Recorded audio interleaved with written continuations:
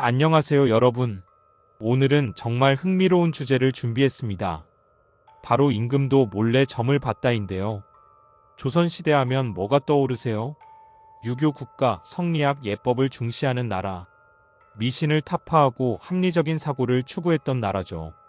그런데 말입니다. 야사를 뒤져보면 왕부터 대신까지 몰래 무당을 불러 점을 보고 관상가를 찾아가고 구슬했다는 기록이 수두룩합니다. 어떻게 이게 가능했을까요? 낮에는 미신을 타파하라 고 외치다가 밤에는 무당을 불렀다는 건데요. 오늘은 이 흥미진진한 이중성에 대해 깊이 파고들어 보겠습니다. 준비되셨나요? 그럼 시작합니다. 파트 1 조선, 유교 국가의 탄생과 무속 탄압. 먼저 조선이 어떤 나라였는지부터 살펴볼까요? 1392년 태조 이성계가 건국한 조선은 성리학을 국가 이념으로 삼았습니다.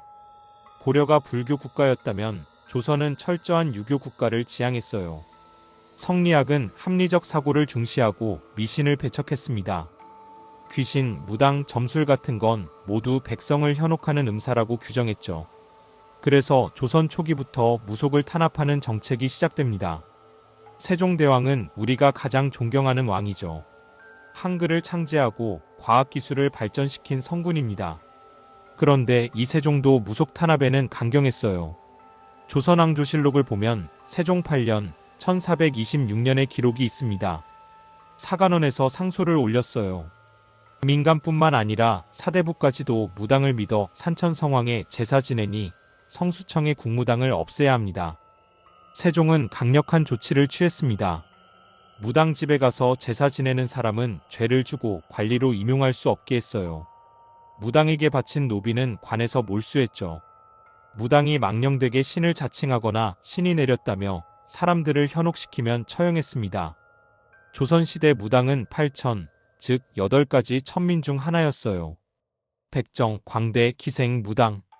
이들은 양반이나 평민과 결혼할 수 없었고 과거 시험도 볼 수 없었죠. 재미있는 건 고려시대까지만 해도 무당의 지위가 상당히 높았다는 겁니다. 국가 차원의 기우제를 주관했고 왕실의 축복을 비는 별기은제를 집전했어요.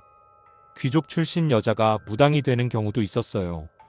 고려사 기록을 보면 좌정승 강융의 누이가 무당이 되었다는 내용이 나옵니다. 이들은 성관이라 불렸고 민족 대제전인 팔관회를 주관할 정도였어요. 그런데 조선에 와서는 완전히 뒤집어졌죠. 무당은 천민이 되었고 세금까지 걷었어요. 패관잡기라는 책을 보면 이런 기록이 있습니다. 관청에서 무당에게 세포를 너무 많이 거두어 들였으므로 관원이 문에 이르러 외치면서 들이닥치면 온 집안이 쩔쩔매고 술과 음식을 갖추어 대접하면서 기한을 늦추어 달라고 애걸했다. 무당들의 괴로움은 이만저만이 아니었던 거죠. 파트 2 그런데 왕실에서는 무당을 불렀다. 여기까지 들으면 그래, 조선은 철저하게 무속을 탄압했구나 라고 생각할 수 있어요. 그런데 진짜 이야기는 지금부터입니다. 조선시대에는 국무당이라는 제도가 있었어요. 국가에서 공식적으로 임명한 무당입니다. 민간에서는 나라무당 또는 나라만신이라고 불렀고 그 굿을 나라굿이라고 해서 존숭했죠. 국무당은 성수청, 활인서 같은 국가기관에 소속되어 있었어요. 왕실의 축복을 기원하는 별기은제와 기우제를 집전했고 왕비나 태우들의 무제를 담당했습니다. 궁중의 병굿도 맡았죠. 국무에는 도무와 종무가 있었는데 도무는 우두머리경 무당이고 종무는 도무를 돕는 무당이었어요. 이들에게는 자벽을 면제해주는 등의 특혜가 있었습니다. 왕이 병들면 무당을 불렀다. 조선왕조실록과 승정원일기를 보면 왕이 병들 때마다 무당을 부른 기록이 나옵니다. 고구려 유리명왕 때 기원전 1년 9월 왕이 병에 걸렸을 때 무당의 말을 듣고 그대로 행하여 병이 나았다는 기록이 삼국사기에 전합니다. 세종 때 열병이 유행하자 세종은 무격들을 동원시켜 병을 고치도록 했어요. 그리고 구병 활동에 힘쓰지 않는 무격들을 크게 논제하는 한편 구병에 힘쓴 무격에게는 무세를 감해주고 부역을 면제해줬습니다. 아이러니하죠? 낮에는 무당은 백성을 현혹한다고 하면서 왕이 아프면 무당을 불렀던 겁니다. 신음이 쓴 상촌잡록에는 이런 기록이 있어요. 우리 조선에 이르러 여러 가지 모든 문물을 한결같이 중국 제도를 모방하여 고루 갖추어 볼만했다. 그러나 무당과 부처에게 비는 것은 아직도 오랑캐 풍속으로 남아있다. 그래서 조종조에서도 임금이 병이 나면 중이나 무당이 경을 외우고 인정전 위에서 빌며 송악신사를 더욱 숭상하여 신사에서 예를 행한 뒤에는 무당이 자리를 만들어 놓으면 개성유수가 들어가 참여하였다. 심지어 무당과 함께 노래하고 춤추는 것까지도 전혀 괴상하게 여기지 않았다. 왕실에서도 이러했으니 민간은 말할 나위가 없었죠. 파트 3대신들도 몰래 점을 봤다. 왕만 그랬을까요?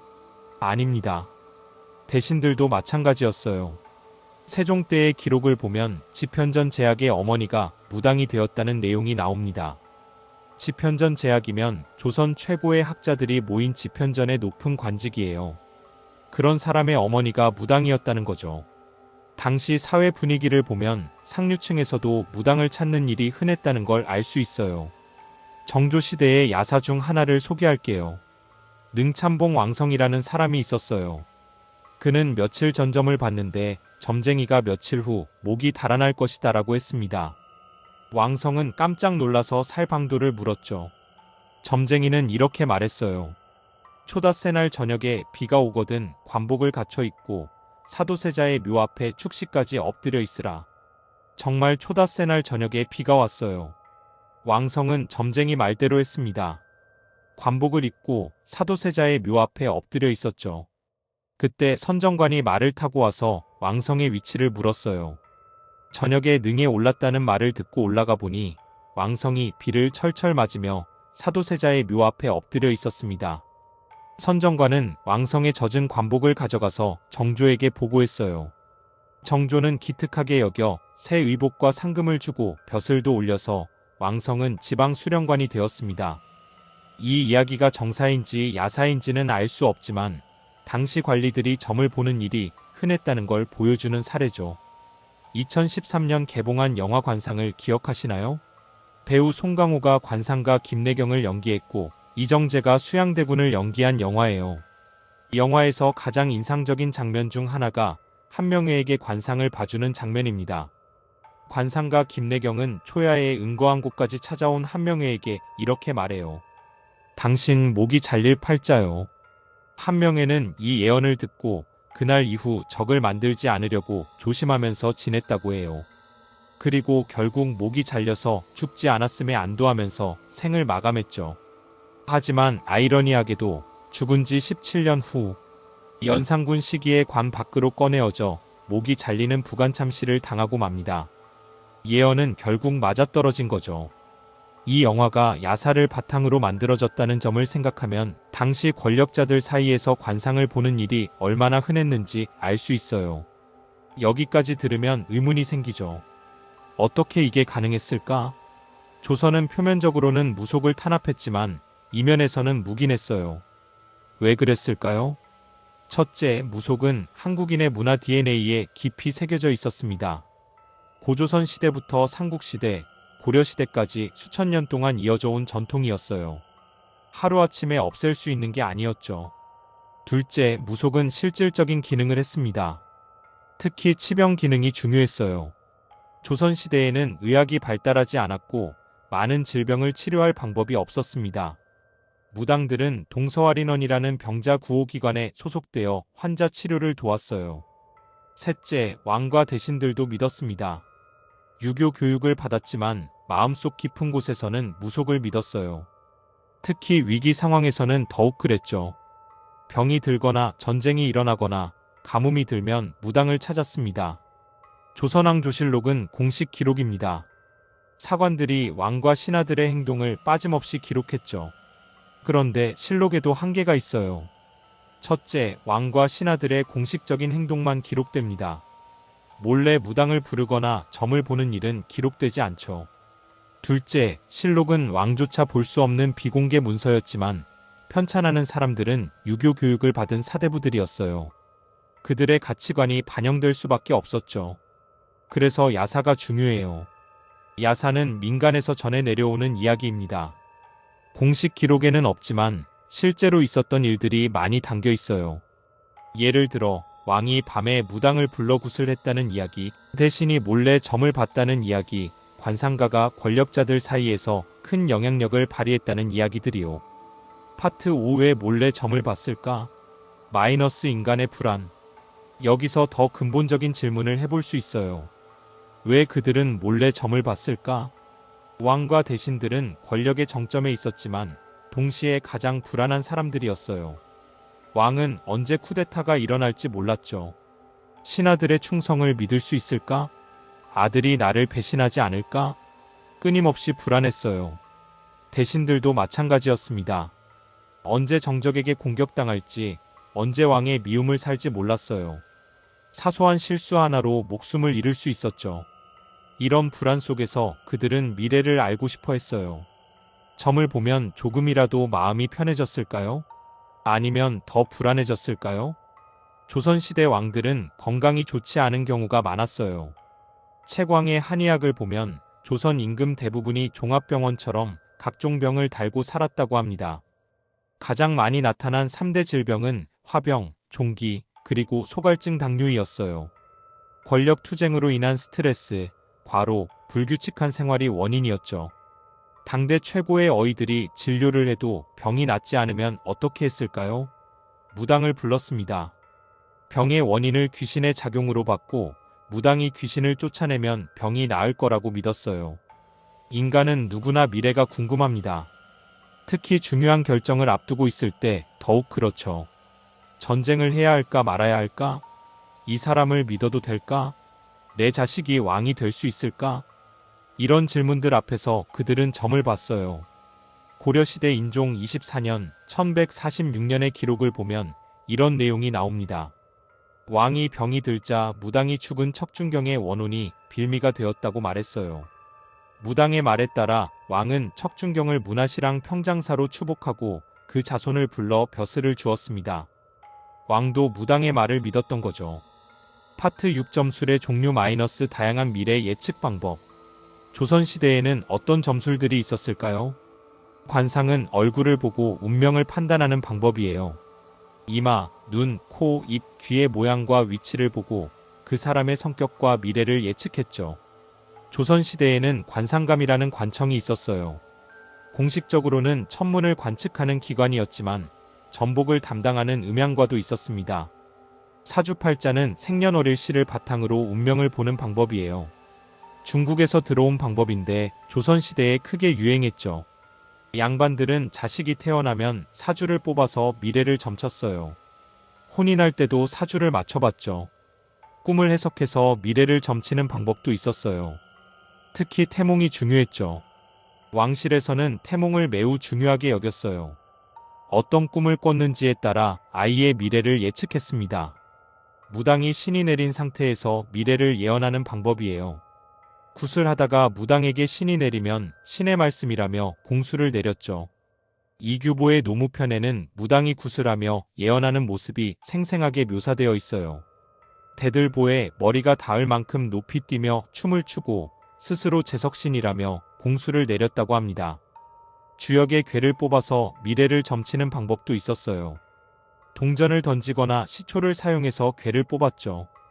고려시대에는 왕 자신이 직접 점을 치는 경우도 있었다고 해요. 파트 7 무속이 살아남은 이유. 유교 국가 조선에서 무속이 500년 동안 살아남은 이유는 뭘까요?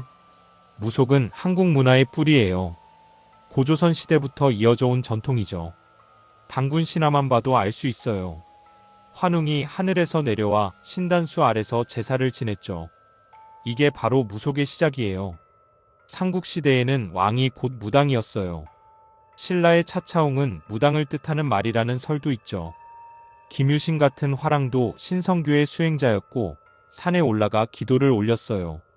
이렇게 깊이 뿌리박은 전통을 하루아침에 없앨 수는 없었던 거죠. 무속은 여러 가지 실용적 기능을 했어요. 치병 기능병을 고치는 역할을 했죠. 조선시대에는 의학이 발달하지 않았고 무당이 의사 역할을 대신했어요. 예언 기능 미래를 점쳐주는 역할을 했습니다. 농사는 언제 지어야 할까? 이사는 언제 가야 할까? 혼인은 언제 하는 게 좋을까? 이런 질문에 답을 줬어요. 제사 기능 죽은 사람의 혼을 달래는 역할을 했죠. 특히 억울하게 죽은 사람의 원혼을 달래는 진호기국 같은 의식이 중요했어요. 무속은 사람들에게 심리적 위안을 줬어요. 힘든 일이 생겼을 때, 병이 들었을 때, 가족이 죽었을 때 사람들은 무당을 찾았어요. 구슬하고 나면 마음이 조금 편해졌죠. 왕과 대신들도 마찬가지였어요. 권력 투쟁으로 지칠 때, 밤에 잠이 안 올 때 무당을 불러 구슬했어요. 조선 정부가 무속을 탄압하자 무속은 민간 신앙으로 전환했어요. 궁중에서는 공식적으로 무속을 금지했지만 민간에서는 여전히 성행했죠. 특히 여성들 사이에서 무속이 인기가 많았어요. 양반 남성들은 표면적으로는 무속을 비판했지만 그들의 어머니와 아내는 몰래 무당을 불렀어요. 집안에 우환이 생기면 구슬했죠. 파트 8 조선 후기, 무속의 전성기. 조선 후기로 갈수록 무속은 더욱 성행했어요. 특히 고종의 비임 명성황 후 민비 시대에 궁중 무속이 크게 성행했습니다. 민비는 정치적으로 어려운 상황에 놓여 있었어요. 흥선대원군과의 권력 투쟁, 일본의 위협, 청나라의 간섭, 불안한 상황 속에서 민비는 무당에 의지했죠. 궁중에 무당을 불러 굿을 자주 했다고 해요. 많은 비용을 들여 성대한 굿을 벌였죠. 신하들이 비판했지만 민비는 개의치 않았어요. 서민들 사이에서도 무속이 성행했어요. 이옥의 유아유수관소고에는 이런 기록이 있습니다. 무당들은 모두 노강 남쪽에 모여 너울너울 무당춤을 추고 깨갱깨갱 악기를 두드려대니 왕구의 유풍이 있다. 민간의 귀신을 좋아하는 자들이 줄지어 찾아오는데 붉은 가마를 타고 푸른 옷차림으로 끊임없이 모여든다. 무당이 모여 사는 마을이 따로 있었고 사람들이 줄지어 찾아왔다는 거죠. 파트 9 현대에도 이어지는 전통. 조선시대가 끝나고 일제강점기를 거쳐 현대에 이르기까지 무속은 여전히 살아있어요. 1960-70년대 박정희 정권은 미신 타파 운동을 벌였어요. 무속은 낙후된 미신이라며 금지했죠. 무당들을 단속했고 구슬하면 처벌했어요. 조선시대와 똑같았습니다. 공식적으로는 금지하면서 이면에서는 무당을 찾는 사람들이 많았어요. 재미있는 건 박정희 대통령의 부인 유경수 여사가 무속을 믿었다는 소문이 있었다는 겁니다. 공식 기록은 없지만 야사에는 그런 이야기가 전해져요. 2024년 현재 한국에는 여전히 수만 명의 무당이 있어요. 서울 안암동, 의정부, 인천 등지에는 무속촌이 있죠. 그리고 놀랍게도 고위 공직자나 재벌들 중에서도 몰래 무당을 찾는 사람들이 있다고 합니다. 조선시대와 똑같아요. 중요한 결정을 앞두고 점을 보거나 사업이 안 풀릴 때 굿을 하거나 가족의 건강을 위해 기도를 올리는 거죠. 요즘 젊은이들은 무당 대신 사주카페나 타로를 찾아요. 서울대학로, 홍대, 강남 등지에는 사주카페가 많아요. 젊은 여성들이 연애운, 취업운을 보러 갑니다. 타로 카페도 인기예요. 타로 카드를 뽑아서 미래를 점치는 거죠. 형태는 바뀌었지만 본질은 같아요. 미래를 알고 싶어하는 인간의 욕구는 변하지 않았죠. 파트 12 신앙과 미신의 경계. 여기서 중요한 질문이 생겨요. 신앙과 미신의 경계는 어디일까? 신앙은 체계적인 교리가 있고 공동체가 있고 사회적으로 인정받는 경우가 많아요. 불교, 기독교, 천주교 같은 종교들이죠. 이들은 사원과 교회가 있고 경전이 있고 수천 년의 역사가 있어요. 미신은 체계적인 교리가 없고 개인적인 믿음인 경우가 많아요. 사회적으로 인정받지 못하는 경우도 많죠. 무속이나 점술이 여기에 해당한다고 볼 수도 있어요. 문제는 신앙과 미신의 경계가 명확하지 않다는 거예요. 무속도 수천 년의 역사가 있어요. 체계적인 신화와 의례가 있죠. 무속 공동체도 있고요. 그렇다면 무속도 신앙 아닐까요? 결국 신앙과 미신의 구분은 상대적이에요. 주류 사회가 인정하면 신앙이 되고 인정하지 않으면 미신이 되는 거죠. 조선시대에는 유교가 주류였고 무속은 미신으로 취급됐어요. 하지만 고려시대에는 무속이 국가 종교의 일부였죠. 파트 13 조선 왕들의 구체적 사례. 이제 조선 왕들이 실제로 어떻게 점을 봤는지 구체적 사례를 볼게요. 태종은 강력한 왕이었지만 점을 믿었어요. 태종 7년 1407년 4월 24일 실록 기록을 보면 이런 내용이 나옵니다. 상이 친히 강모하려고 하였으나 점을 쳐서 불길함으로 중지했다. 중요한 행사를 앞두고 점을 쳤고 정계가 나쁘게 나오자 행사를 취소한 거예요. 세종은 무속을 탄압한 왕으로 알려져 있지만 실제로는 무당을 활용했어요. 세종 6년 병이 유행하자 세종은 무격들을 동원시켜 병을 고치도록 했습니다. 그리고 구병 활동에 힘쓴 무격에게는 무쇠를 감해주고 부역을 면제해줬죠. 표면적으로는 탄압하면서 필요할 때는 활용한 겁니다. 연산군은 폭군으로 알려져 있지만 매우 불안한 사람이었어요. 어머니 패비윤 씨가 억울하게 죽었다는 사실을 알고 나서는 더욱 불안해졌죠. 밤마다 악몽을 꿨고 귀신이 보인다고 했어요. 연산군은 무당을 자주 불렀어요. 어머니의 원혼을 달래는 구슬했죠. 하지만 효과는 없었어요. 연산군의 불안은 점점 커졌고 결국 폭정으로 이어졌습니다. 인조는 광해군을 몰아내고 왕위에 올랐어요. 정통성이 약했죠. 인조 시대에는 이괄의 난, 정묘오란, 병자오란 같은 큰 사건들이 있었어요. 인조는 불안했죠. 실록을 보면 인조 시대에 기우제를 자주 지냈다는 기록이 나와요. 공식적으로는 유교식 제사였지만 이면에서는 무당이 관여했다는 야사가 있어요. 자, 오늘 우리는 임금도 몰래 점을 봤다는 주제로 긴 여행을 했습니다. 조선은 유교 국가였어요. 성리학을 국가 이념으로 삼았고 미신을 타파한다며 무속을 탄압했죠. 하지만 표면 아래를 보면 완전히 다른 모습이 있었어요. 왕부터 대신까지 몰래 무당을 불러 점을 받고 구슬했고 관상을 봤어요. 이건 위선일까요? 어느 정도는 그렇다고 볼 수 있어요. 공식적으로는 한 가지를 말하면서 사적으로는 정반대로 행동했으니까요. 하지만 다른 관점에서 보면 이건 인간의 본성을 보여주는 거예요. 인간은 합리적인 동시에 비합리적이에요. 논리를 중시하면서도 감정에 휩쓸리죠. 과학을 믿으면서도 미신을 완전히 버리지 못해요. 왜 그럴까요? 불안하기 때문이에요. 미래는 불확실하고 우리는 통제할 수 없는 것들이 너무 많아요. 왕이라고 해서 다를까요? 아니에요. 오히려 더 불안할 수 있어요. 권력이 클수록 잃을 게 많고 적도 많죠. 그래서 그들은 점을 봤어요. 무당을 불렀어요. 조금이라도 불안을 덜고 싶었던 거죠. 21세기 현재도 마찬가지예요. 우리는 과학기술이 발달한 시대에 살고 있지만 여전히 사주 카페를 찾고 타로를 보고 별자리 운세를 확인해요. 형태는 바뀌었지만 본질은 같아요. 미래를 알고 싶고 불안을 덜고 싶은 인간의 욕구는 변하지 않았어요. 조선시대 왕들이 몰래 점을 본 걸 비난할 수 있을까요? 우리도 똑같은 걸 하고 있는데요. 오늘 방송의 핵심은 이거예요. 인간은 이중적이에요. 그리고 그게 정상이에요. 중요한 건 균형이에요. 점을 보더라도 맹신하지 말고 합리적 판단을 병행해야 해요. 미신에 의지하더라도 현실을 직시하고 노력을 게을리하지 말아야 하죠. 조선이 500년 동안 지속될 수 있었던 건 이런 균형 덕분이 아니었을까요? 표면적으로는 엄격한 유교 국가였지만 이면에서는 무속을 통해 사람들의 심리적 안정을 도왔어요.